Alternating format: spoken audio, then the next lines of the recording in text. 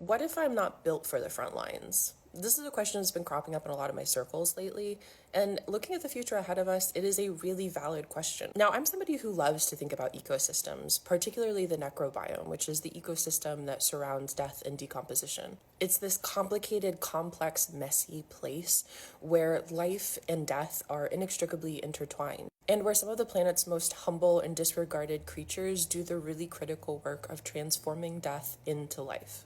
And if we think of revolution as being an ecosystem of transformative change, what are we doing if not composting a dying world? And if we think of revolution as an ecosystem, we recognize that there are all different kinds of creatures with different roles to play. Each role is individually insufficient, and yet because they are all interreliant, they are all collectively required for the survival of the whole system. And so I created a little map of the different types of roles that are going to be necessary, both in our present and in our future. And my hope is that maybe you will find one that you identify with and that suits your nature and your skill set and your resources, so that you can find your place in the ecosystem.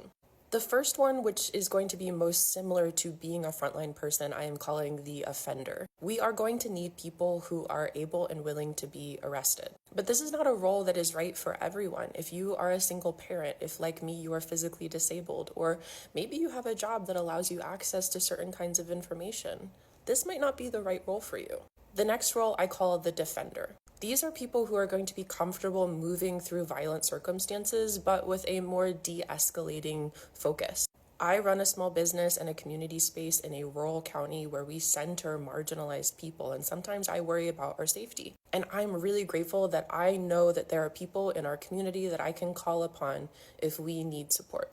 The next role I am calling a tender. I remember having a conversation with someone where I said, thank God the revolution needs childcare. It also needs grief support, it needs gardens, it needs community meals, it needs systems of community care. And for myself, this is one of the roles that I most identify with and I am most resourced to provide. The next role I am calling the mender. We're going to need people who can help us fix our cars, who can sew. And we are also going to need people who can repair relationships. We need people who have conflict resolution and mediation skills. There are going to be times when we disagree. There are going to be people who have complex relationship histories. And those things are going to need to be supported in community. The next role I am calling the pretender. I think an underappreciated and underestimated role is the people who can move through mainstream and normative society without really catching attention. These are the people who can access, share, and hide information, people, and resources.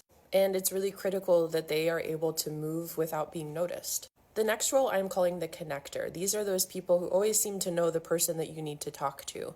They help move materials, resources, information where it needs to go. And finally, the last role that I've identified, I'm calling the upender. And these are the people who can radically change your understanding of the world that we currently live in and the world that could be. These are the communicators and the visionaries and the artists and the activists of the radical imagination. These are the people who are going to illuminate a path forward that is inspiring enough for people to want to create it. And these are going to be the people who spark and sustain a sense of hope for the future. So if you are somebody who thinks the front lines are not for me, I hope that that offers you a sense of place in the process. And I invite you to share in the comments what role maybe you identify with as we work to compost this world together.